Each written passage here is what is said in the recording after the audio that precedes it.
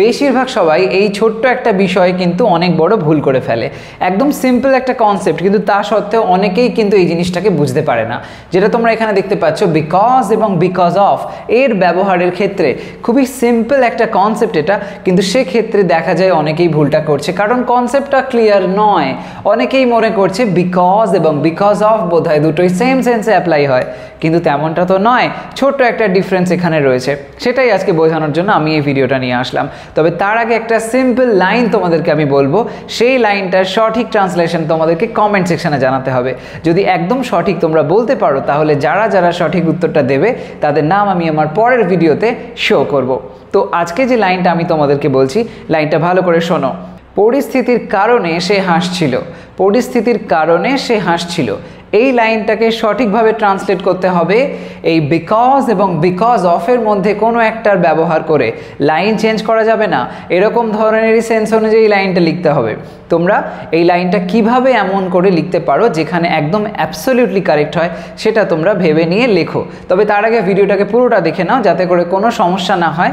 কি কি বিষয় আমি এখানে বলছি সেগুলোকে মাথায় রেখে লাইনটাকে বানাবে, তাহলে দেখবে এক চান্সে লাইনটা তোমরা ঠিক লিখে দিয়েছো। ওকে, আর গত দিনের ভিডিওতে যেটা সঠিক আনসার ছিল সেটা ছিল অপটেটিভ সেন্টেন্স, আর সেটা তোমরা অনেকেই সঠিক আনসার দিয়েছো। ইনফ্যাক্ট ম্যাক্সিমামই তোমরা সঠিক আনসার দিয়েছো, তাই জন্য আমি খুব খুশি হয়েছি যে তোমরা এরকমভাবে প্র্যাকটিস করছো, তোমাদের ইংলিশের ইমপ্রুভমেন্টটা নিয়ে আসছো। তোমাদের যারা যারা তোমরা সঠিক উত্তর দিয়েছো তাদের নাম তোমরা অলরেডি স্ক্রিনে দেখতে পাচ্ছ, আমি শো করছি। তো এরকমভাবে এগিয়ে যাও, তাহলে দেখবে খুব তাড়াতাড়ি তোমরা ইংলিশের সেই জায়গায় পৌঁছে যাবে যেখানটায় তোমরা পৌঁছাতে চাইছো, ইংলিশে আরও বেশি ফ্লুয়েন্ট হয়ে উঠবে। তো যাই হোক, এবার আমরা কনসেপ্টে চলে আসি, যেখানে আমি এই বিকজ এবং বিকজ অফের ব্যবহার নিয়ে আলোচনা করব। তো দেখো, এখানে বিকজ আর বিকজ অফের যে কনসেপ্টটা, এটা বোঝার জন্য আমাদের সবার প্রথমে একটা পয়েন্ট মাথায় রাখতে হবে। এখানে বিকজ যেটা, এটা একটা কনজাংশন, কিন্তু বিকজ অফ সে একটা প্রিপোজিশনের মতন কাজ করে। সেই সেন্স থেকে আমরা কিন্তু এদের ব্যবহারটা দেখব। কীরকমভাবে দেখো, খুব সিম্পলভাবে জিনিসটাকে বুঝতে পারি। অতি সাধারণ কিছু লাইন আমি এখানে দিয়েছি, সেই লাইনগুলোকে দেখো। প্রথম লাইনটা লক্ষ্য করো, সে আগেই চলে গেল কারণ তার শরীর খারাপ লাগছিল। সে আগেই চলে গেল কারণ তার শরীর খারাপ লাগছিল। যদি লাইনটাকে খেয়াল করি, দেখো দুটো অংশ এখানে স্পষ্ট বোঝা যাচ্ছে। একটা সে আগেই চলে গেল, আরেকটা অংশ তার শরীর খারাপ লাগছিল। তো আমরা কি করব, পার্ট বাই পার্ট লাইনটাকে ট্রান্সলেট করব, তারপরে দেখব এখানে বিষয়টা কি দাঁড়াচ্ছে। তো প্রথমত বাংলা লাইন অনুযায়ী যদি যাই, এই দুটো অংশকে যুক্ত করছে কিন্তু একটা শব্দ, সেটা কোনটা? এখানে পরিষ্কার দেখা যাচ্ছে কারণ শব্দটা কিন্তু দুটো যে অংশ তাদেরকে জুড়তে সাহায্য করছে। যেহেতু দুটো অংশকে জুড়তে সাহায্য করছে, তাই জন্য বলতে পারি এটা একটা কনজাংশন হিসেবে কাজ করছে। তাহলে এখানে আমরা বিকজ ব্যবহার করে লাইনটাকে লিখতে পারি। লেখা যাক। প্রথম অংশটার মধ্যে দেখো কি বিষয় বলা হয়েছে, সে আগেই চলে গেল। সে আগেই চলে গেল, তো সেই সেন্সে সেই অর্থে প্রথমে লেখো হি। এরপরে আছে চলে গেল, চলে যাওয়ার সেন্সে আমরা লিভ, সেটার পাস্ট টেন্স করে সিম্পল পাস্ট টেন্সে লিভ থেকে লেফট লিখতে পারি। হি লেফট, হি লেফট কি আগেই, তার মানে আর্লি। হি লেফট আর্লি, সে আগেই চলে গেল। তারপরে কি কারণ, লিখে দাও বিকজ, বিকজ দিলাম। এরপরে কি করব, তার শরীর খারাপ লাগছিল, তার শরীর খারাপ লাগছিল। এখানেও আমরা সেম প্রসেসে লিখব, কিন্তু ফরম্যাটটা দেখো একটু আলাদা। যেহেতু লাগছিল বলা হয়েছে, মানে কাজটা চলছিল, শরীর খারাপ লাগার বিষয়টা যেন চলছিল, এরকম সেন্সে কন্টিনিউয়াস টেন্স হবে। তাহলে সেই অর্থে এখানে দাও হি, তারপরে ওয়াজ, হি ওয়াজ, তারপরে ফিলিং, হি ওয়াজ ফিলিং কি, হি ওয়াজ ফিলিং সিক। বলতে পারি আমরা অসুস্থ লাগছিল বা শরীর খারাপ লাগছিল, সেই সেন্সে হি ওয়াজ ফিলিং সিক হলো। এবার দেখো এখানে তাহলে দুটো অংশ দেখতে পাচ্ছি, একটা হি লেফট আর্লি আর একটা হলো হি ওয়াজ ফিলিং সিক। এই দুটো অংশকে কে জুড়ছে? বিকজ জুড়ছে। যুক্ত যেহেতু করছে তাই ওটা কনজাংশন বা লিঙ্কার হিসেবে কাজ করছে।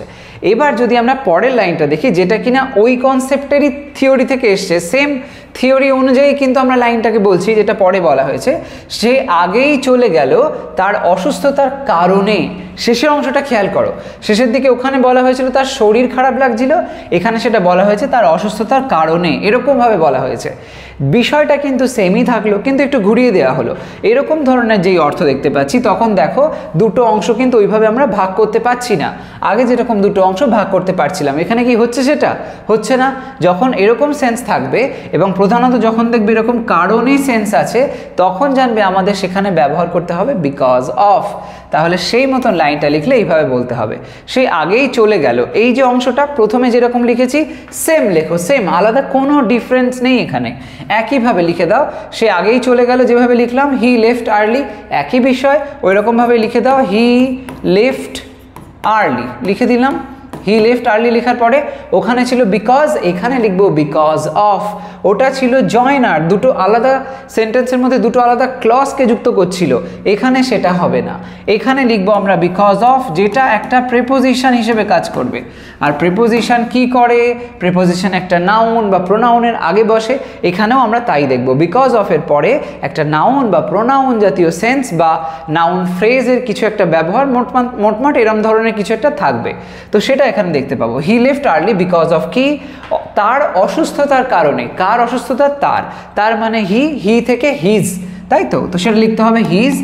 তো অসুস্থতা মানে এই যে সিক বলা হয়েছিল, এই যে সিক শব্দটা, এই সিক শব্দটার নাউন ফর্ম করে দাও, কি হবে? Sickness, his sickness. তাহলে কি হলো? ওই যে আমি বললাম যে প্রিপোজিশন হচ্ছে, সেই প্রিপোজিশন সেন্সটা হলো অফ, যেহেতু আছে বিকজ অফ, এটার পরে নাউন জাতীয় সেন্সটা পেয়ে গেলাম। তাহলে বলতে পারি প্রিপোজিশন হিসাবে এটা কাজ করলো। তাহলে একদিকে বিকজ হচ্ছে কনজাংশন, অন্যদিকে বিকজ অফ হচ্ছে যেটা কিনা প্রিপোজিশন। বিকজ মানে যখন কারণ, বিকজ অফ মানে কারণে। পরের লাইনটা দেখো, সেখান থেকে কিভাবে করতে পারি। প্রথমটা দেখো মানে কি বলছে, প্রথম যে সেটটা, বাচ্চাটি কাঁদছে কারণ সে ক্ষুধার্ত। বাচ্চাটি কাঁদছে কারণ সে ক্ষুধার্ত, এখানেও দুটো অংশ আমরা পরিষ্কার বুঝতে পারছি। একটা বাচ্চাটি কাঁদছে, আর একটা অংশ কি? সেই বাচ্চাটা হলো ক্ষুধার্ত, এরকমভাবে বলতে পারি। তো লেখা যাক সেইভাবে, বাচ্চাটি কাঁদছে, the baby, simple present continuous টেন্সে আছে, কাঁদছে মানে এখন কাঁদছে। দ্য বেবি ইজ ক্রাইং, বাচ্চাটি কাঁদছে, রাইট? তো এই যে লাইনটা লিখলাম, এবার কি করব? কারণ। কারণ অর্থে কি লিখবো? বিকজ, যেরকমটা প্রথম লাইনে লিখেছিলাম সেরকমভাবে। বিকজ সে ক্ষুধার্ত, শি ইজ হাংরি, সে হয় ক্ষুধার্ত, শি ইজ হাংরি দিলাম। একদম সিম্পল ব্যাপার। The baby is crying because she is hungry. এইবার এখানে বিকজের ব্যবহার করা হলো, যেটা কিনা জয়নার বা লিঙ্কার হিসেবে সেন্টেন্সের দুটো অংশকে জুড়তে সাহায্য করছে। তো এই বেবিটা, এদিকে শি ইজ হাংরি, বেবিটা শি বা হি হতে পারে, ধরে নাও আমরা জানি সে শি, তো সেই সেন্সে শি ইজ হাংরি, আর এদিকে দ্য বেবি ইজ ক্রাইং। তো এই দুটো অংশকে জুড়ে দিল বিকজ, তাহলে জয়নার হলো বা কনজাংশন হলো। এবার যদি এই লাইনটা দেখি, বাচ্চাটি কাঁদছে ক্ষুধার কারণে, ওখানে ছিল বাচ্চাটি কাঁদছে কারণ সে ক্ষুধার্ত, কারণটা হয়ে গেল এখানে কি? কারণে। কারণে যেই হলো, তাহলে বিকজ অফ করতে হবে। তাহলে সেই সেন্সে বাচ্চাটি কাঁদছে ক্ষুধার কারণে, বাচ্চাটি কাঁদছে লিখে দাও। যেরকমটা ওখানে লিখেছি সেম প্রসেসে লিখতে পারি। দ্য বেবি, তারপরে আছে ইজ, তারপরে ক্রাইং, বর্তমানে কাঁদছে সে, দ্য বেবি ইজ ক্রাইং, তারপরে কি করব? কারণে, বিকজ অফ, বিকজ অফ। তারপরে কি করবে? লিখে দাও ক্ষুধার কারণে। কার ক্ষুধা? বেবিটার ক্ষুধা। তো সেই সেন্সে তুমি হার লিখতে পারো, বা ওরকমভাবে স্পেসিফাই না করলেও হবে, সিম্পলি তুমি ক্ষুধার কারণে অর্থে হাঙ্গার লিখে দিলেও চলবে, because of hunger. Okay, the baby is crying because of hunger, the baby is crying because of hunger, ক্ষুধার কারণে সে কাঁদছে। তাহলে এখানে বিকজ অফ হাঙ্গার একটা নাউন ফর্ম, নাউন হয়, সেটার আগে বসলো, সেই সেন্সে এটা প্রিপোজিশন হিসেবে অবশ্যই সাকসেসফুলভাবে কাজ করছে। এরকমভাবে খুব সিম্পলভাবে আমরা লাইনটাকে করতে পারি। এবার দেখো আরও কিছু এক্সাম্পল। কি বলছে লাইনটা দেখো, সে শাস্তি পেয়েছিল কারণ সে নিয়ম ভেঙেছিল। সে শাস্তি পেয়েছিল কারণ সে নিয়ম ভেঙেছিল। এখানেও দুটো অংশ পরিষ্কার বোঝা যাচ্ছে। প্রথমটা সে শাস্তি পেয়েছিল, তারপরে অংশটায় সে নিয়ম ভেঙেছিল। দুটো অংশকে যুক্ত করছে কে? এই কারণ শব্দটা, তাই তো? একই রকম আগে ঘটেছিল, সেম প্রসেসে লিখবো। লেখা যাক, সে শাস্তি পেয়েছিল, সিম্পল পাস্ট টেন্সে বলা হয়েছে, কিন্তু দেখো শাস্তি তো নিজে নিজে পায় না, কেউ কাউকে দিয়েছে, তার মানে এটা প্যাসিভে আছে, সেই মতন লিখবো।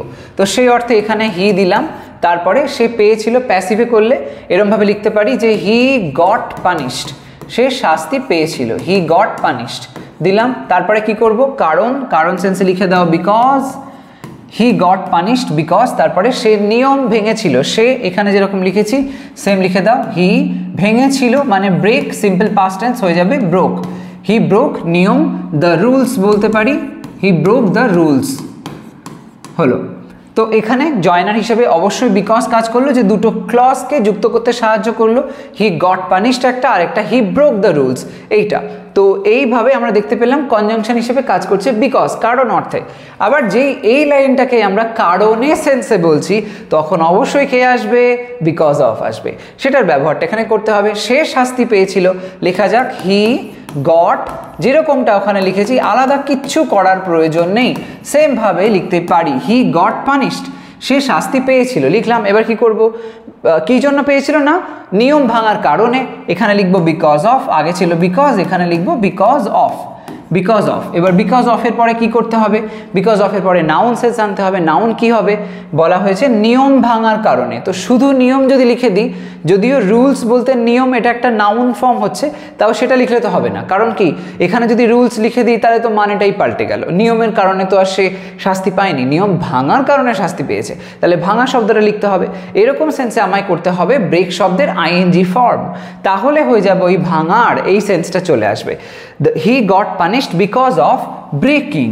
বিকজ অফ ব্রেক করে দাও, ব্রেক থেকে আইএনজি, ব্রেকিং ভাঙার, the rules, breaking the rules হলো।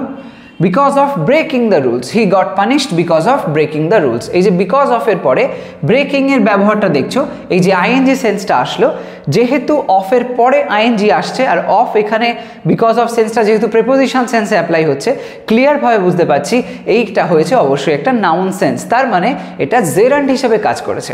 পরেরটা দেখো, যদি জেরান্ড নিয়ে কোনো কনফিউশন থাকে, আমি জেরান্ডের উপরে অনেক ভিডিও করেছি, তোমরা কমেন্ট সেকশনে চেক করে নিও, আমি সেখানে পিন করে রেখেছি, অবশ্যই দেখো ভিডিওটা। পরেরটা দেখো, তারা ম্যাচটা বাতিল করলো কারণ বৃষ্টি শুরু হয়ে গিয়েছিল। তারা ম্যাচটা বাতিল করলো কারণ বৃষ্টি শুরু হয়ে গিয়েছিল। তাহলে দুটো বিষয়, একটা হচ্ছে তারা ম্যাচটা বাতিল করলো, আরেকটা হলো গিয়ে বৃষ্টিটা শুরু হয়ে গিয়েছিল। দুটো বিষয়ের মাঝখানে কে আছে? শক্তপোক্ত হয়ে বসে আছে কারণ, তার মানে বিকজ। সেই মতন লাইনটা লিখবো। তারা ম্যাচটা বাতিল করেছিল, লেখা যাক দে, বাতিল করেছিল মানে ক্যান্সেল করেছিল, সিম্পল পাস্ট টেন্সে they cancelled, they cancelled the match বলতে পারি আমরা। They called off the match এটাও বলা যায় phrasal verb. They cancel the match কারণ, বিকজ লিখে দাও, বিকজ তারপরে আমি করার আগে তোমরা করে ফেলো। বিকজ বৃষ্টি শুরু হয়ে গিয়েছিল, it started, it started, started কি? রেইনিং, ইট স্টার্টেড রেইনিং হলো, because it started raining. They cancel the match because it started raining. Okay, তো এই যে লাইনটা এখানে আমরা দেখতে পেলাম, এখানে বিকজ হলো জয়নার। এবার পরের লাইনটা দেখো, সেম সেন্সেই আছে, শুধুমাত্র কারণটা হয়ে গেছে কারণে। তো তারা ম্যাচটা বাতিল করলো বৃষ্টির কারণে, তারা ম্যাচটা বাতিল করলো বৃষ্টির কারণে। তো লেখা যাক তারা, তো দে যেরকমটা আগে লিখেছি সেম ভাবে লিখবো, they cancelled, they cancelled the match, they cancel the match, তারপরে লিখে দেবো কি? বিকজ অফ, কারণে সেন্সে বিকজ অফ এর ব্যবহার আমরা করব। Because of, they cancelled the match because of, বৃষ্টির কারণে। ইট স্টার্টেড রেনিং হয়েছিল, আমরা সিম্পলি নাউন ফর্ম হিসেবে দ্য রেন লিখতে পারি, বৃষ্টি নাউন হয়ে গেল, because of the rain, because of the rain. They cancel the match because of the rain হলো। তাহলে বিকজ অফ এখানে প্রিপোজিশন হিসেবে কাজ করলো, যার পরে আসলো নাউন। তাহলে এখান থেকে যে স্ট্রাকচারটা এই এক্সাম্পলগুলোর মধ্যে দিয়ে আমরা পেলাম, সেটা কি হলো? যখন আমরা বিকজের ব্যবহার করছি, তারপরে একটা কমপ্লিট সেন্টেন্সের সেট থাকছে, যার মধ্যে ভার্ব থাকছে, মানে সাবজেক্ট থাকছে, তারপরে ভার্ব থাকছে, তারপরে অবজেক্ট থাকছে। অবজেক্ট হয়তো নাও থাকতে পারে, সেটাও পসিবল, কিন্তু এসভিও এই অর্ডারটা প্রধানত থাকে। অনেক সময় প্রশ্নেরও মানে ব্যবহার আমরা লক্ষ্য করি, সেটাও হয়। কিন্তু যাই হোক না কেন, মোটামুটি বিকজের পরে এবং আগে দুটো ক্ষেত্রেই দেখতে পাবো আমরা যে একটা কমপ্লিট সেন্স আছে। কিন্তু যখন বিকজ অফ আসে, সেখানে কিন্তু তারপরে শুধুমাত্র নাউনটাকেই ফোকাস করা হয়, নাউনের বিষয়টাই কিন্তু থাকে। নাউন বা প্রোনাউন থাকতে পারে, নাউন ফ্রেজ হতে পারে, সেসব কিছু একটা থাকবে, অর্থাৎ প্রিপোজিশনের মতন কাজ করবে। এই থিওরিটাকে মাথায় রেখে কাজ করো, তাহলে দেখবে এই ভুলটা আর কখনো হবে না। আর একটা বিষয় অবশ্যই মনে রাখবে, বাংলা অর্থগত দিক থেকে কারণে জাতীয় সেন্স আসলে বিকজ অফ বসাও, কারণ সেন্স আসলে বিকজ বসাও, ব্যাস হয়ে গেল। এই তো ব্যাপার, আলাদা কিছু নেই। তো এটা নিয়ে যেন নেক্সট টাইম কখনো কোনো সমস্যা আর ফেস না করো।